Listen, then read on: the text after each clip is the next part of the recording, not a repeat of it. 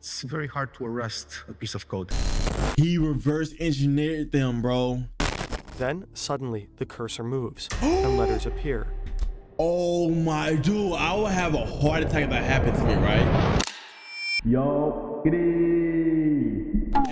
Yo, we're live on Twitch, ZarsYT. We're looking at how hackers stole $1 billion from the bank. If you're a thief, unlike me, you know, I look nothing like a thief at all, right? I don't look very threatening, even though I'm a big black man with dreads.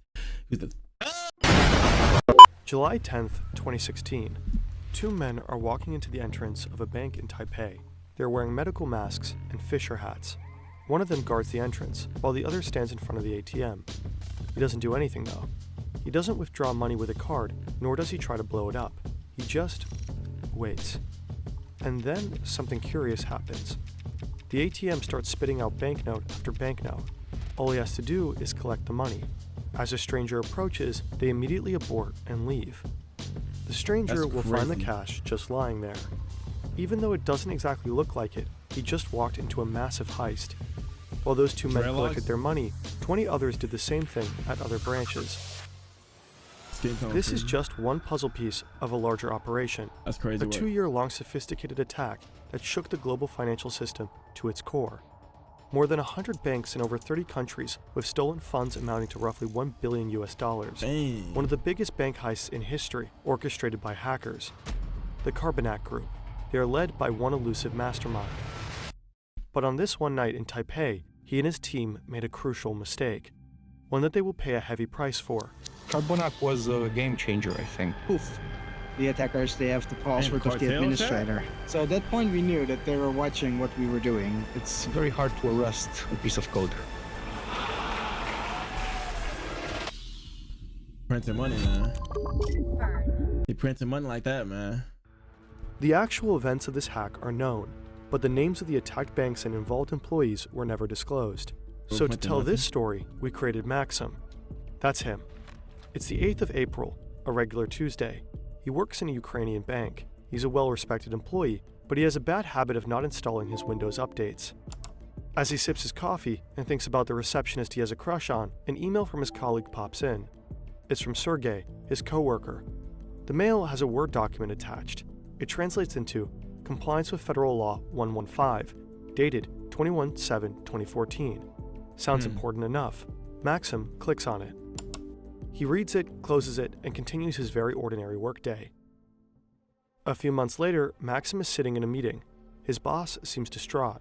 Some of his bank's ATMs started spitting out banknotes at seemingly random times of day.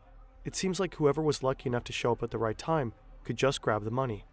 The bank might be the victim of a cyber attack. The employees should act cautious and avoid suspicious emails. Suddenly all your ATMs are empty. You know that something had happened. This is Jort van der Wiel. He was part of the team on the case. He checks the hard disks of the affected ATMs for malware and finds nothing. Not one suspicious activity, not a single trail to follow. A few months later, van der Wiel gets a call in the middle of the night. It's 3 a.m. It's an account manager working for a large Russian bank. He says van der Wiel and his team need to call his IT guy ASAP. A couple of minutes later, one of van der Wiel's Kaspersky co-workers shows up at a bank in Russia. The IT guy on the site is panicking. Someone has gained control over their domain controller. That's the heart of their server network. If you control the domain controller in a Windows environment, you basically control everything. So that's like the brains of like all the operations, like the mega computer that controls everything. Fire, bro. Crazy work, man. And without a good reason, it's sending data to China. Oh. The Kaspersky specialist starts to look for malware right away. Eventually, he finds a software that lets you watch and control a computer remotely. Could it be that the intruder is watching them right now? He has an idea. He opens a Word document and writes the Russian word for hello. They wait for a few minutes. Nothing happens. Then, suddenly, the cursor moves and letters appear. Oh my dude, I would have a heart attack if that happened to me, right? Like, that would be insane. If your cursor moves, bro, turn your computer off, bro. Like, real talk, turn that thing off, man. Turn it off, bro. The hacker answered. He adds, in Russian, "You will not catch us." To which the Kaspersky employee replies, "We will catch you." "No, you will not catch us." Okay. Okay, that boy, he on timing. That dude is on timing. He said, you ain't catching us. No, we ain't catching you. You ain't gonna catch us. He's on timing, bro.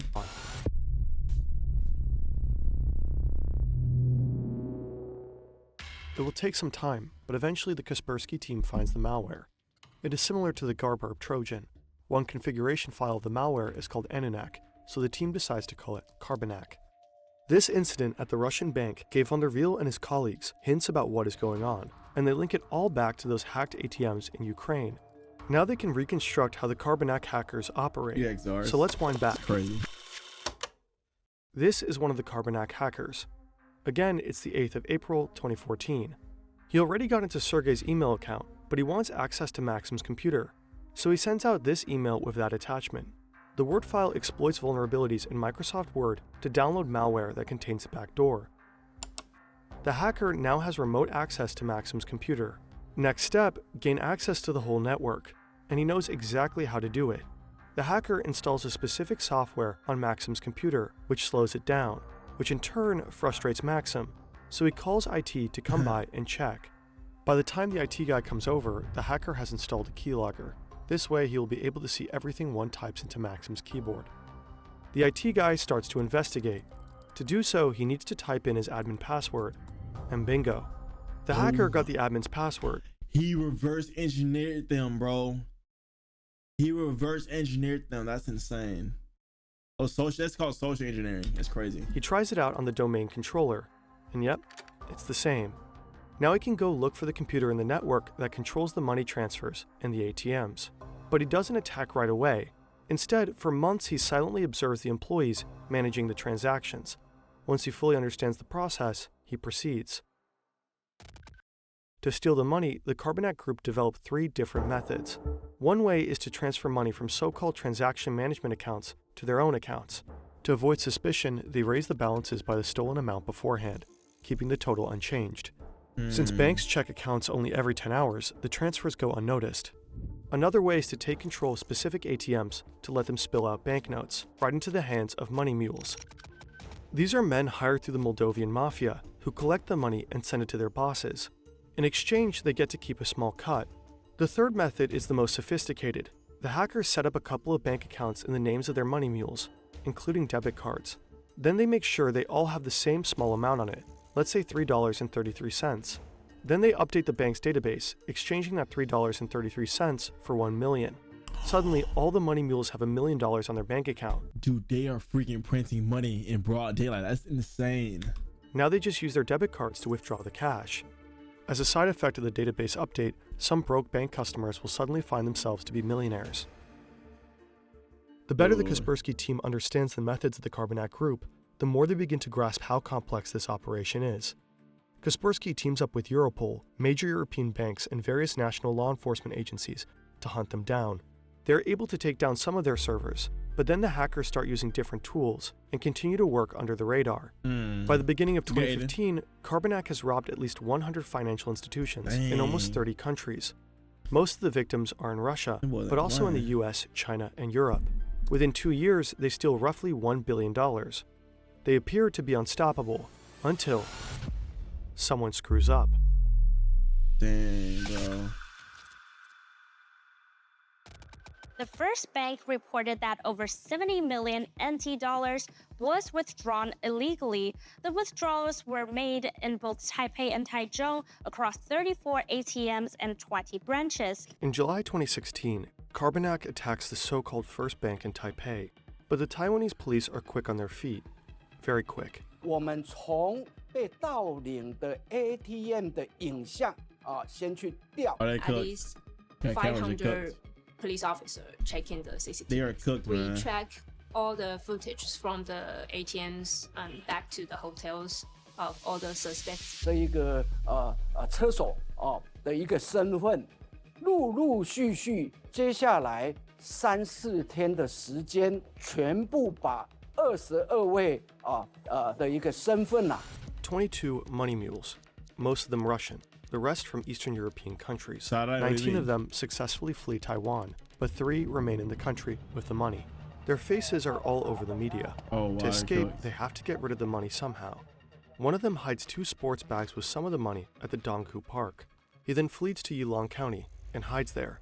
But he is caught and leads the police back to the sports bags. But instead of 2, there is only 1 left. An elderly man found one of the bags and took it home. He probably think that was fortune from God. The police seize the second bag and search for the other money mules. A man called Bobby hides the rest of the money in 2 suitcases and stows them in 2 lockers at Taipei Central Station. Shortly after, 2 other men from Eastern Europe arrive in Taiwan and collect the suitcases from the main station. They go to a hotel to have brunch. As they sit down, they're interrupted by the police. Put down the knife, your fork, stay calm, don't move. Resign the election with us, such a shame. They ask the men to take them to their hotel room.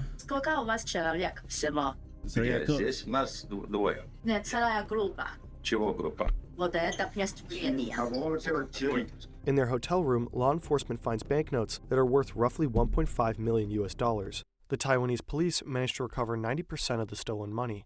The 3 money mules are sentenced to a little over 4 years in prison. These guys are just low-level operatives. But on the phone of one of the men, the Taiwanese police find pictures of stacks of money in various currencies. They also find emails from the suspected head of the Carbonac Group. Europol, the FBI, cybersecurity companies, and several authorities from different countries work tirelessly to find the Carbonac mastermind. Little do they know he is hiding all the way across the globe, living a life in luxury. They busted the money and ran with it, bro. That's crazy work.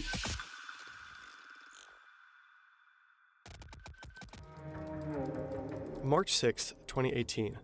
This is Dennis. He's Ukrainian, but now he lives with his wife and son in Alicante, Spain. He's a rather private person.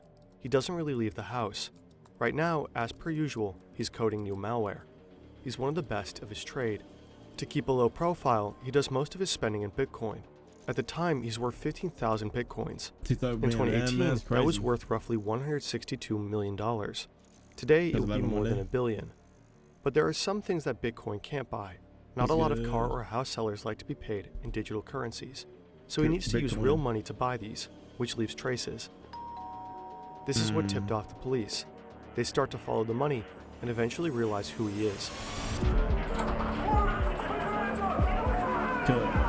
His laptop is still on and unlocked. The forensic team immediately starts to collect evidence. The authorities will seize 2 BMWs and jewelry, valued at $500,000, and of course his Bitcoins. But the vast majority of the stolen $1 billion remains missing to this day. He caught his pocket that joint, man. Dennis K. may have been the mastermind behind the Carbonac operation, but he certainly didn't work alone. We think there was quite a big team, at least between 10 and 30 people all together that was able to pull this scheme off. You can find the same piece of code being used by different groups.